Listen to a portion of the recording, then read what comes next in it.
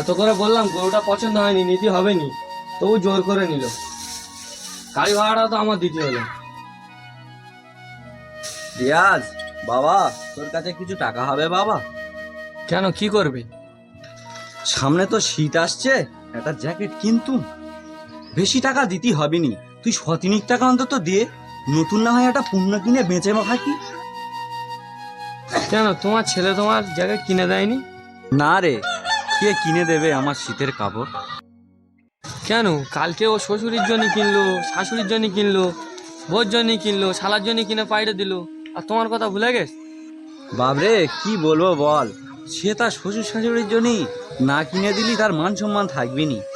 আমার যদি না কিনে দেয় আমি কি করব বল, কি করব এখন বল? তোর বড় ভাই তো কিনে দিল না। তোর কাছে যদি কিছু টাকা থাকে বাবা, তুই নয় দে, আমি একটা পুরাতন জ্যাকেট নয় কিনি। সব তো বুঝতে পারছি, তা আমার কাছে তো কয়েক হাজার টাকা ছিল, কালকে গরু কিনে এনে সে টাকা তো গাড়ি ভাড়ায় দিয়ে দিল। তা এখন দেখি তোমার ছেলে যদি টাকা দেয়, যে দেখি টাকাটা যদি দেয় তাহলে তোমার 200-300 টাকা নাই দেওয়া যায়, আমার কাছে তো টাকা নেই, কি করি দেখি। তা তুমি চেয়ে দেখো কি বলে, দেয় কি না দেয় দেখি। তো চাইতি বলছি, ওর কি একটা বিবেক নেই? শাশুড়ির দিল, শ্বশুরের দিল, কেন বাপ তার একটা দিতে পারলো নি? কি কথা বললি, ওর আবার বিবেক? ওর বিবেক ছিল যতদিন জমিটা তোমার নামে ছিল ততদিন ওর বিবেক ছিল, এখন জমিটা তোমার নামে লিখে দেছো, তা ওর আর বিবেক থাকে? ওর বিবেক সব এখন সরু বাড়ি, ওর আর বিবেক আছে? দয়া করে তুমি একবার চাও, দেখো এখন কি বলে। সে তো বুঝতেই পারছি, জমিটা আমি ওর নামে দে, সে যা ভুল করেছি, কি করবো আর বল। তা সে ভুল করেছো, যা করেছো ভালো করেছো, এখন দেখো গিয়ে দেখো, যদি দেয় তো খুব ভালো। ঠিক আছে, তুই যখন বলছিস ওর কাছে যাই, একবার বলে দেখি ও কি করে। বাবা, তোমার তো নেই, আমারও নেই, আমার কথাটা একটু বলে দেখো না, কি বলে তোমার ছেলের কাছে। ঠিক আছে, তুই যখন বলছিস তোর কোথাও বলে নয় দেখি, যদি তোরও কিছু হয়। আচ্ছা ঠিক আছে।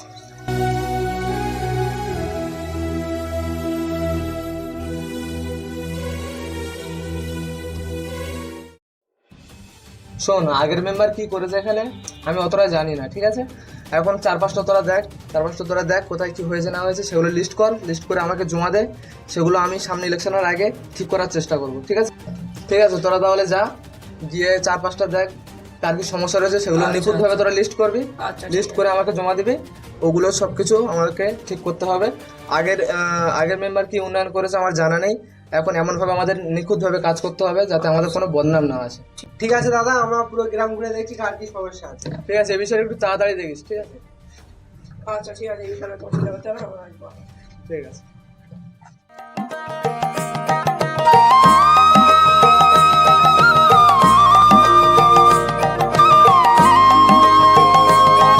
বাড়ি আছিস বাবু?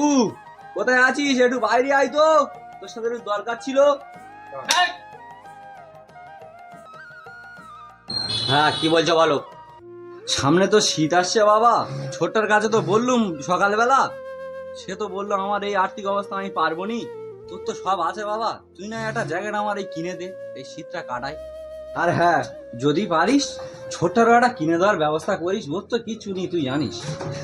তুমি তোমার জন্য চাইছো, তোমার ছেলের জন্য জ্যাকেট চাইছো, তোমার কি একটু বিবেক নেই? তুমি তো জানো সংসারে কত খরচা, সব তো আমি একাই চালাই।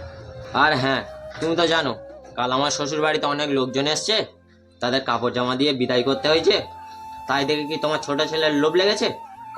আর হ্যাঁ, আগের বছর তো একটা দিলুম, ওইটা নিয়ে চালানো যায় না, প্রত্যেক বছর দিতে হবে।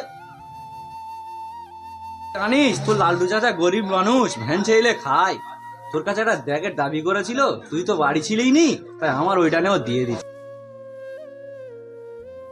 তোমার নিজের হয় না, তুমি আবার অন্যজনের দান করছো, সত্যি। হ্যাঁ, তুই তো ছোটার কাছে চাইদি বলছিস, ও আর কোথায় পাবে, ওর তো ওই অবস্থা, তাই জন্য কত তোর বললুম। ওর কাছে নেই বলছো? ঠিক আছে, এই টাকাটা নাও, তুমি আর তোমার ছেলে জ্যাকেট কিনে নিও। সেই তো দিলি টাকা, শুধু শুধু বাপটার মনে কষ্ট দিলি। তা হোক, আল্লাহ তোর ভালো রাখুক বাবা, টাকাটা দিলি তো ছোট ভাই আর আমি দুজন দুটো জ্যাকেট কিনে আর করবো।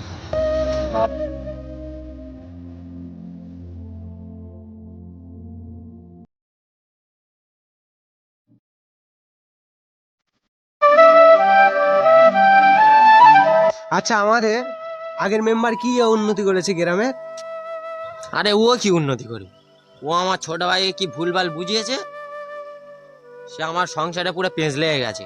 আমার ছোট ভাইটা পুরো ছন্ন ছাড়া, আর ওর বাপের মানসিকতাও পেল্টে গেছে। আর তুই যে গেলে বলছিস এবারের মেম্বার ভালো, আমি কিছু ভোট পাইয়ে দেওয়ার চেষ্টা করছি।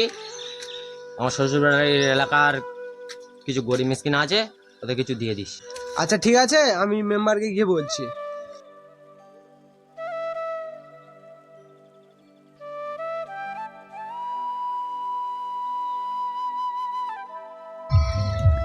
বাবা দাঁড়াও, এই জ্যাকেটটা পরো দেনি, কিরম লাগে দেখি।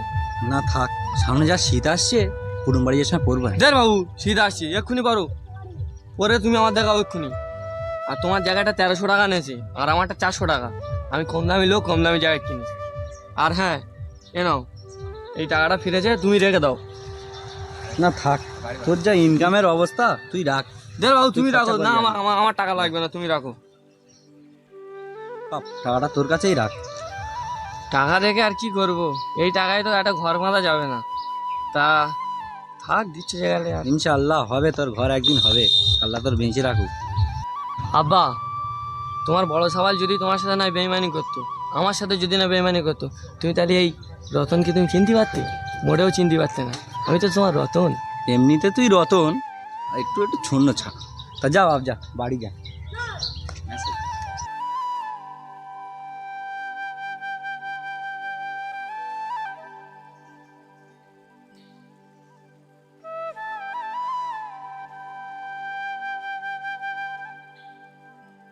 বাবু, একটা কথা ছিল। হ্যাঁ বলো চাচা, কি বলতে চাও? বলছি যে আমার ছোট ছেলেটা তো পুরো বেকার, ওর যদি একটা কিছুর ব্যবস্থা করে দিতে, ওই যেরকম কাজ বাজ একটা যদি দেখে দিতে খুব ভালো হতো। ঠিক আছে, দেখছি কি করা যায়। সামনে তো ইলেকশন আছে, অনেক ঝামেলা রয়েছে। ঝামেলার পর আমি দেখছি কি করা যায়। আমি কথা দিয়েছি মানে কথা রাখবো, চিন্তা করতে হবে না। দেখো বাবা, তাহলে একটু দেখো, ওর কথা একটু ভেবো। ঠিক আছে। অসহায় ছেলে আমার, একটু দেখো।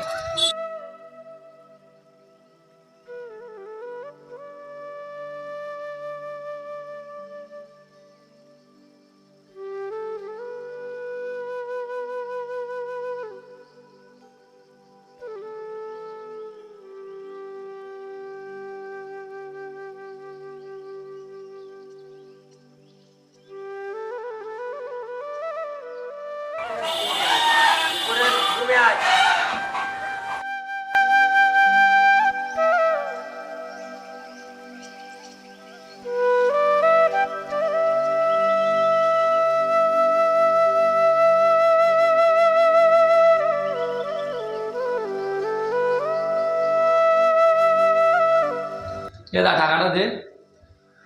কিসের টাকা? কিছু টাকা মানে? কালকে যে তুই গরু কেনার জন্য টাকাটা নিলি, টাকাটা দিবি না? কিসের টাকা? তোর টাকা তো আব্বাসে নিয়ে গেল। কি সব নাকি জ্যাকেট ফ্যাকেট কিনবি তোরা? ও, তুমি তাহলে আমার টাকা না আব্বা জ্যাকেট কিনতে দেছো? তুমি আমার টাকাটা দেওয়ার আগে তুমি আমার একবার জিজ্ঞেস করোনি? তুমি টাকাটা কেন আব্বা দিয়ে দিলে? তুমি তো জানো আমার কাছে টাকা নেই, তুমি তো ওই টাকা নিয়ে গরুটা কিনে যা ছিল তোমার তো দিয়ে দিল। তুমি জানো আমি ওই টাকা নিয়ে জ্যাকেট কিন্তু ওই টাকাটা আমি কত কষ্ট করে জমাচ্ছি একটা ভালো ঘর করার জন্য। তুমি তো ঘর করে এগুলো খাচ্ছ, আমাদের তো কোনো দিচ্ছ না। হ্যাঁ দিছি, বাপটা কি আমার একার নাকি? আমার কাছে কোনো টাকা ছিল না, তোর 2000 টাকাটা ছিল ওইটা দিয়ে দিছি। টাকাটা দেওয়ার আগে আমার একবারও জানানোর প্রয়োজন মনে করলে না?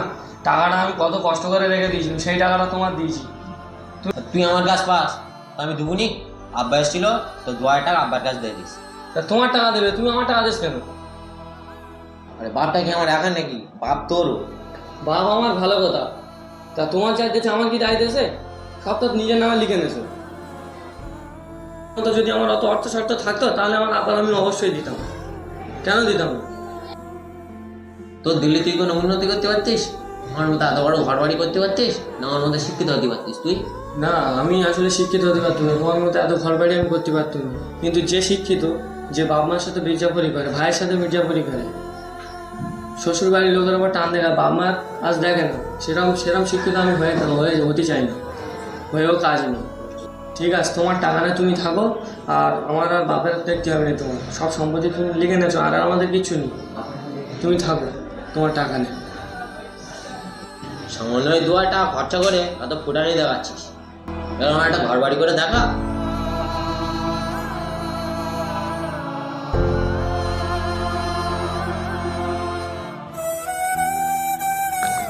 হ্যাঁ, তাহলে তুই বলছিস তুই যে টাকাটা তোর দাদার কাছে পেতিস, তোর দাদা সেই টাকাটা দেশে জ্যাকেট কেনার জন্য? ওর কি বিবেক রে? আমি যে টাকাটা পেতাম সেই টাকাই তোমার দেশে, তুমি অত ভাবার কিচ্ছু নেই। ও তোমার ছাওয়ালে তুমি চিনতে পারো নি এতদিন।